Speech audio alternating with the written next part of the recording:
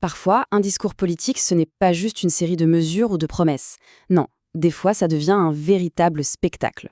Et aujourd'hui, on va s'intéresser à un cas fascinant, celui d'une cérémonie de vœux dans une petite commune, devenue un véritable one-man show attendu par tout le monde.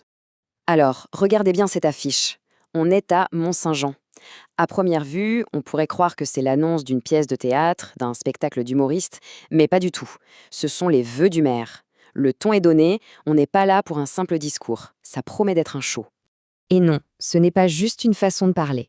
Ce rendez-vous annuel est devenu un véritable événement qui dépasse largement les frontières du village. C'est du théâtre politique à l'état pur, en direct, où chaque mot, chaque silence est scruté, analysé, la pression est maximale.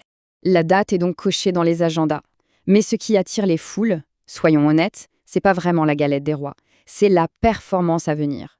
Le discours du maire est devenu un moment culte, une sorte de tradition dans la tradition. Et qui est la star de ce show? Eh bien, c'est lui, le maire, Daniel Lefebvre. Il est connu dans toute la région pour être le roi de la punchline. Vous savez, ces petites phrases assassines, bien senties, qui peuvent faire et défaire des carrières politiques locales. Et attention, ce n'est pas juste une réputation, hein. Les archives sont là pour le prouver. Cet article de presse, par exemple, fait suite à une de ces déclarations fracassantes qui avait mis le feu aux poudres il y a quelque temps. Et là voilà cette fameuse phrase. En posant cette question, l'air de rien, en pleine cérémonie, le maire n'a pas seulement fait une figure de style. Non, il a déclenché une véritable crise politique au sein de l'intercommunalité, la 4CPS. Une petite phrase qui a laissé des traces. Alors forcément, après un coup d'éclat pareil, tout le monde attend l'édition 2026 avec une impatience non dissimule. Quels seront les sujets explosifs cette année? Quelle sera la prochaine polémique? Le suspense est à son comble. Du coup, les pronostics vont bon train. Quelles seront les pépites, comme on les appelle, de 2026? Une nouvelle charge contre les communes voisines? Un appel à détricoter une loi? Ou, pour surprendre tout le monde, une petite citation philosophique inattendue? Sans oublier la possibilité d'une baisse d'impôts record.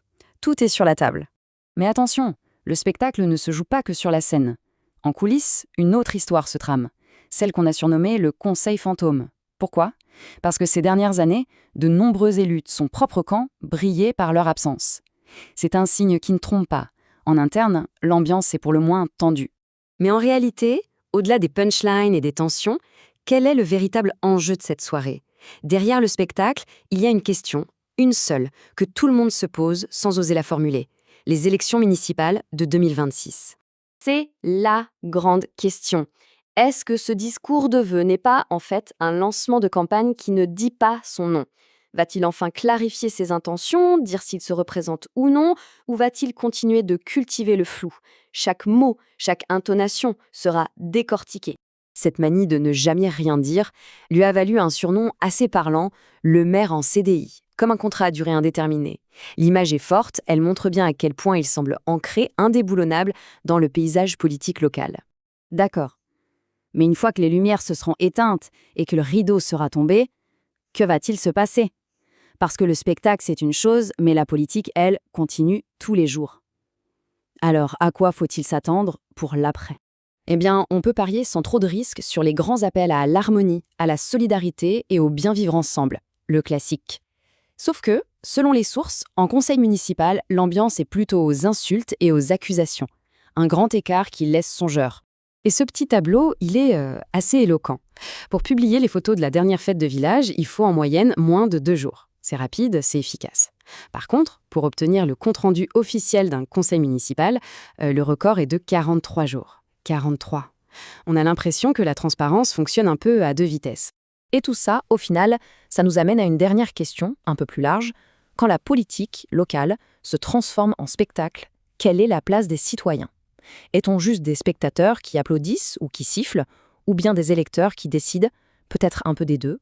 C'est une question qui finalement dépasse largement les frontières de ce petit village.